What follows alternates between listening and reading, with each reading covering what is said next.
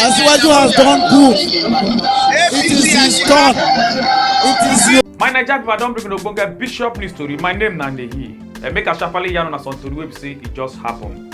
The All Progressive Congress will be APC for inside Osun State. Don't start 7 days fasting and prayer. So court judgment go fit comot the new Osun State governor of PDP will be Governor Ademola Adeleke, and some Nigerians don dey tell them say make they play, make they just dey play. The female Nollywood actor wey be Bimbo Akintola don yarn why she dey support the APC presidential candidate wey be Bola Ahmed Tinubu as presido, as she talk say Tinubu don build talent and also im don help people well. Come yarn say see the people that wey be say they dey for inside government today na people wey be say they dey for im cabinet when he be governor. Come yarn say im don help plenty actors and actresses also. First and foremost, Asiwaju builds talent.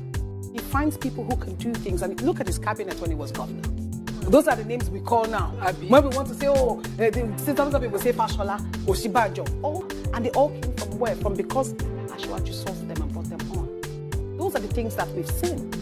And he's also supported so many people. Our industry. Festus Keyamo will be the talk person of APC Presidential Campaign Council. Don't contact court to send me the push code of conduct brewery, the ICPC, and Economic and Financial Crime Commission will be EFCC to touchlight and invite or arrest the PDP presidential candidate will be Atiku Abubakar because of the corrupt case with some bank will belong to one company will be Marine Flute and other accounts them. The talk person of People Democratic Party Presidential Campaign Council will be Dino Melaye don call the National Drug Law Enforcement Agency will be NDLA say make they touchlight and search the All Progressive Congress presidential candidate will be Bola Ahmed Tinubu also, and also make they test and to know if they take drugs.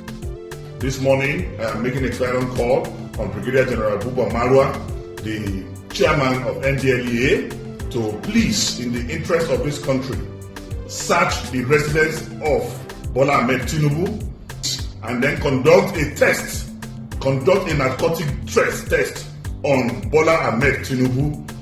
The new Nigerian People's Party will be NNPP for inside Bauchi State. Don't endorse the PDP presidential candidate will be Atiku Abubakar as they come they beg their leader and their presidential candidate of NNPP will be Rabiu Kwankwaso. Say make him join body with Atiku so they go fit win the 2023 presidential election. I want to use this opportunity as well to advise His Excellency to support Atiku Abubakar.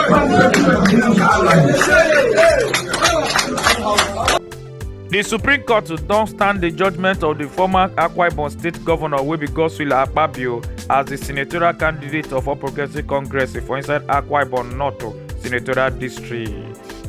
Confusion everywhere for on top this 2023 general election.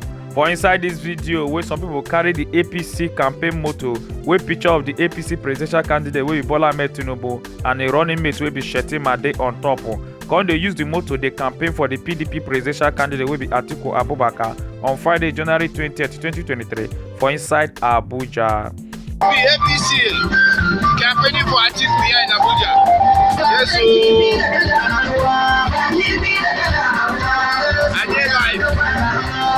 plenty Nigerians they don dey complain after one woman they post this picture of the new redesigned naira note, 1,000 naira note. We be say they not cut the edge where as people come the yarn say be like say na scissors now they use to cut this money.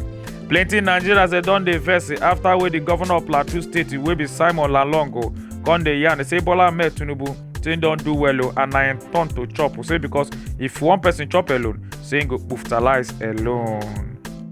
Asiwaju has done good. It is his turn. If you chop alone, you will die alone. So it is his turn to chop too. And that is why Emolokun is very important. They don't see this Oyibo woman wey no wear shoe, come dey behave like saying don't run mad as red dot today on top her body for Shango Tedo Aja area, Lagos State. And this began happen on Friday, January 20th, 2023. She's a white woman. I saw her around Crown Estate. You guys should know the place now. Crown Estate, Shango Tedo Aja, Lagos State. So on my way back, that's when I saw her. Look at, like, she has already been used already. Like, Look at the red dot on her body, and she has run mad already. You guys should just be careful as I. Now Bishop News O'Clock. My name is Nanehi. Make una enjoy your day.